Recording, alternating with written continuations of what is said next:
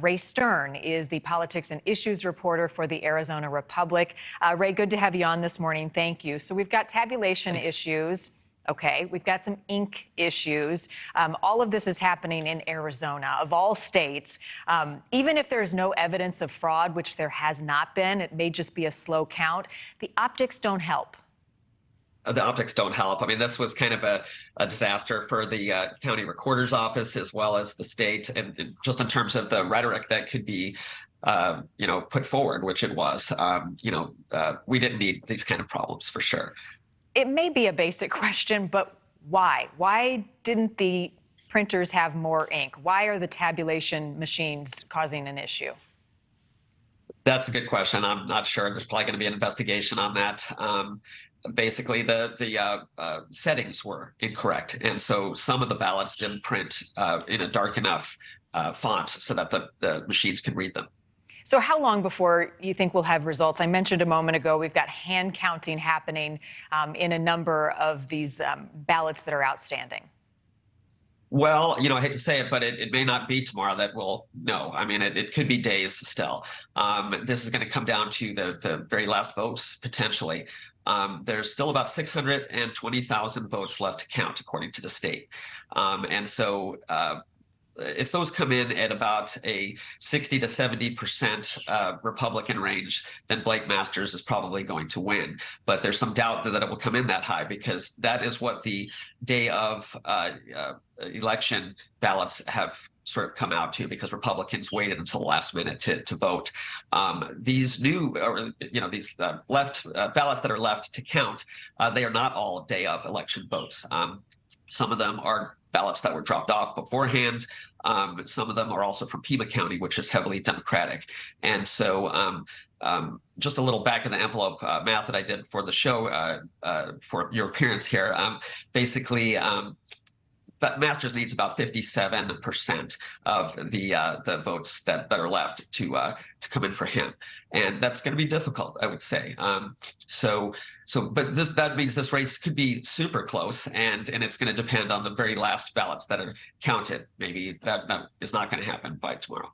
Just to stay on the issue of the counting of the ballots right now, this is a question I will ask a number of times in the days and weeks to follow, but should the Arizona system be reformed following two kind of frenetic and frustrating election cycles?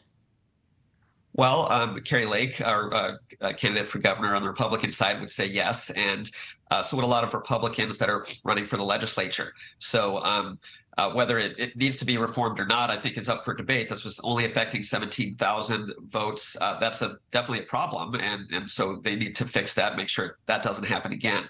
But there's like 3 million votes that are cast in the state. So this is a relatively small amount.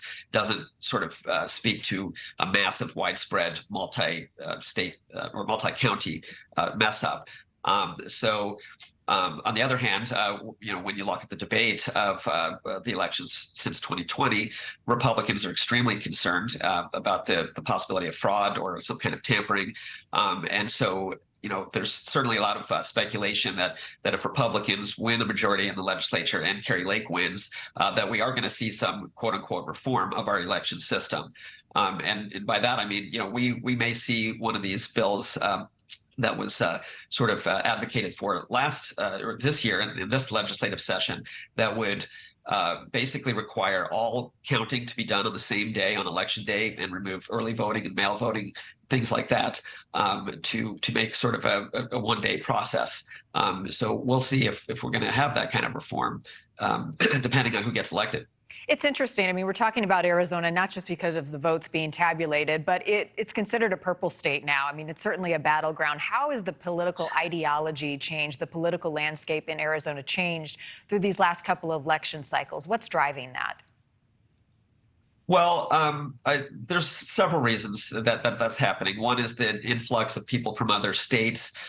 There's a slight, I'd say, advantage to Democrats and liberals that are coming in from California and whatnot. So over time, our state is becoming more purple. But there's also the Trump effect here in Arizona. Arizona is, a Republican state just barely by the registration majority. And there is a lot of support here for Trump, as everyone knows. But there's also a lot of consternation about Trump, both from the Democratic side and the Republican side.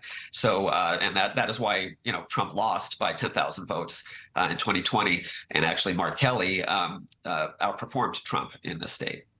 Very diplomatic responses there, Ray. I appreciate it. Ray Stern, thank you for being with us this morning, journalist with the Arizona Republic. Thank you for watching. Go to newsnationnow.com to find NewsNation on your television provider. And don't forget to click the red subscribe button below to get more of NewsNation's fact-driven, unbiased coverage.